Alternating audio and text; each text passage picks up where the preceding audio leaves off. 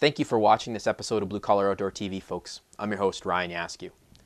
This episode, you all get to come along with me as I follow a group of avid waterfowlers on a couple of hunts throughout western Manitoba.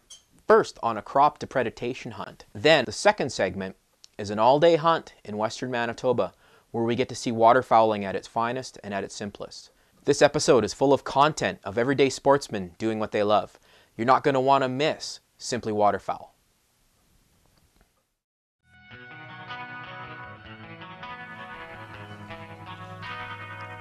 I've grown up hunting and fishing. The outdoor lifestyle is ingrained in my soul. It's who I am. As time's gone on, it seems that mainstream outdoor media has become more about the sponsorship and the egos of those who host the shows, and less about the adventures. Over time, I, like many others, became quite cynical towards outdoor media because of this, and simply stopped watching. In 2006, I began hunting and fishing in front of the camera, documenting mine and others' adventures in the outdoors. The idea was to share the adventure, the highs and the lows with the viewer. No advertising, no product hype, just simply blue-collar outdoorsmen enjoying the great outdoors. This is Blue Collar Outdoor TV.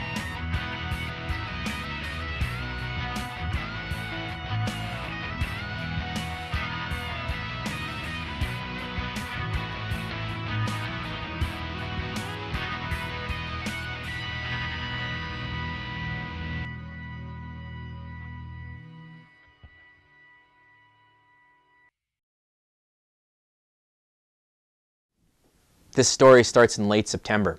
I had just returned from a hunting trip out of province and got a phone call from a good friend of mine, Andrew. Andrew was having trouble with Canada geese and mallards landing in his swaths. Yeah, no, that sounds good, Andrew. I'm going to give a guy a phone call here and see if I can get something lined up, but we'll definitely get those birds looked after for you. All right, buddy. Yeah, we'll pop in before we go hunt just to touch base with you, bud. All right, yeah, take care. Andrew doesn't mind sharing some of his crop with wildlife, but the problem is Canada geese in particular will pound those swaths down into the stubble and make it really difficult for the combine to pick up. Now, I don't bird hunt anymore, but I know a group of people that are friends of mine that do. One quick phone call to them and we had a hunt lined up. Hey Bill, it's Ryan Yaskew calling. How you doing? That's good, that's good. Hey, do you remember that conversation we had about 2 weeks ago about trying to find some birds locally close to Brandon? I think I got a hunt lined up for you.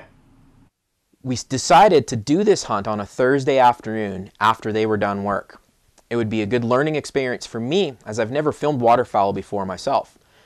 So we quickly drove out in the field, set the decoys up, and I laid down in a swath, the guys set their blinds up, and we waited for the geese to come in, and we ended up having a pretty good shoot out of it. Here's the segment, folks.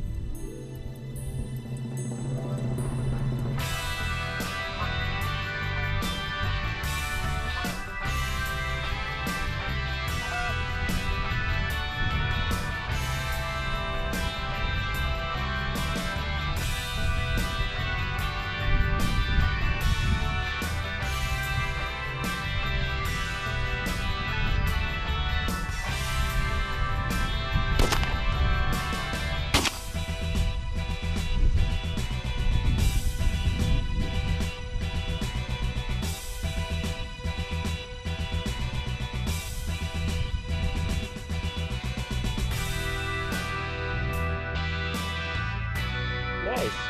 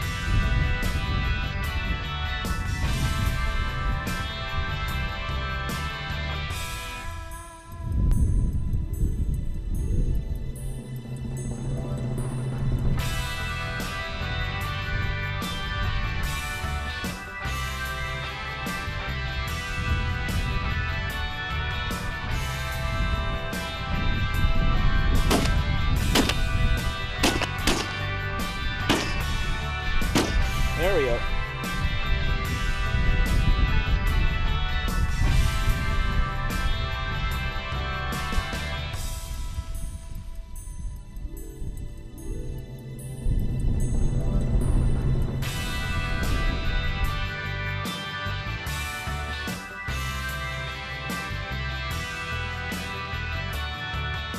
That shoot was amazing, and I learned a lot. Things such as the need for a tripod for my camera and multiple camera angles. A hunt was planned for the weekend where the third member of the Simply Waterfowl crew, Jim Batters, would join us. We were up well before the crack of dawn on Saturday, September 28th, and met in the field. The crew set the decoys and blinds as I set up my camera gear. The sun rose on a beautiful day, and the birds began their daily journey from their watery roosts to the fields to feed.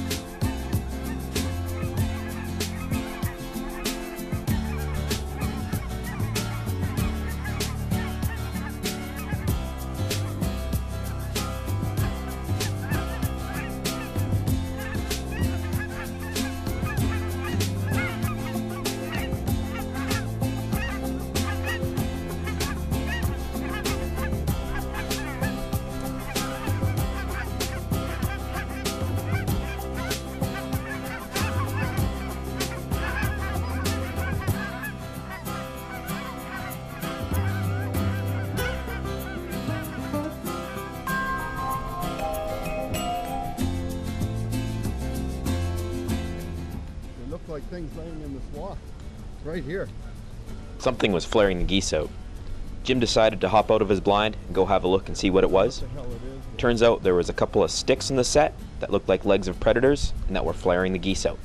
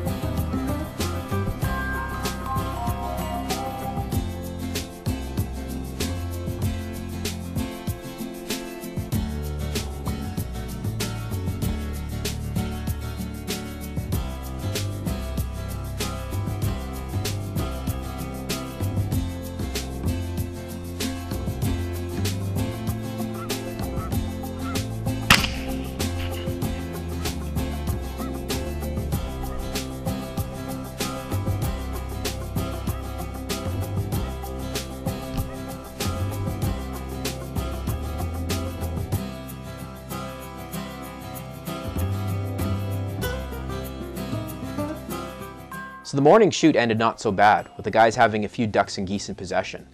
After lunch, we headed to a local slough and set up for a water shoot. Jim and Neil were in a john boat, Bill was in a canoe, and I followed along in my kayak.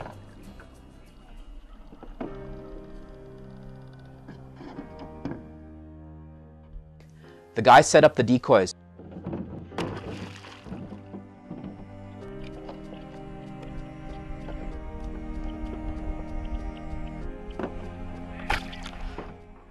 Decoys are set, ready to rock and roll. I'm between Bill, who's on this side of me, and Jim and Neil, who are in that junk over there. Geese have been wanting to land already. Ducks have been wanting to land. I think it's going to be a good shoot. It seemed the birds wandered into the slough, but things didn't go that way. It was a beautiful day outside, plus 20 and very little wind. But these same conditions simply weren't conducive to good bird hunting. The birds were swinging by for a look at the decoys and then would flare away as the decoys didn't have any lifelike appearance due to the lack of the wind. The guys did their best to get some shooting in, but no birds hit the water.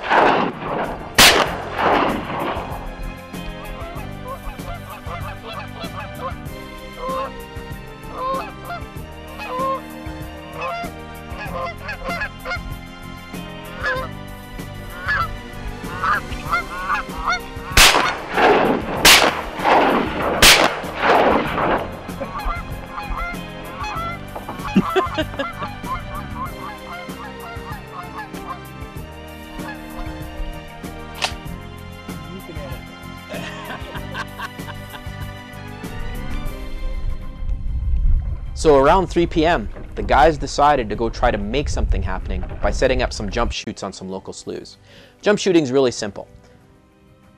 Hunters sneak into a location and set up on the birds.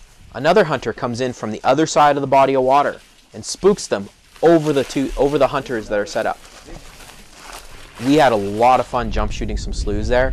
The guys knocked a few birds down, and it was a great way to close the day.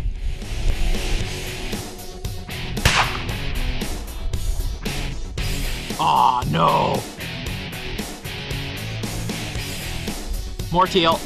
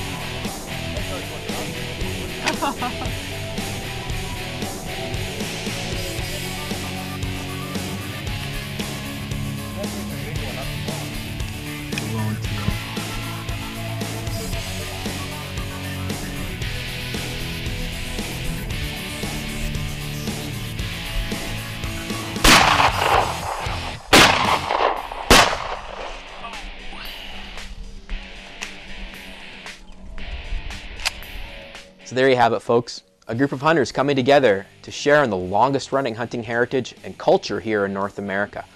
Waterfowl hunting isn't as much about the birds as it is the whole experience. Spending a day outdoors with family and friends and sharing in a positive experience that benefits more than just the hunters. That's exactly what waterfowling is simply about. Until next time, folks, take care.